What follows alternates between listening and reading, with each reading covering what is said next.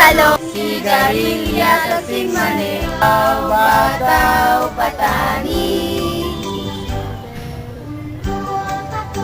Doy, patola, upot, kalabasa, dakul, labanus, mustasa, sibuyas, kamatis, bawang sa kaluy, sa palibot-libot ay mahalaga.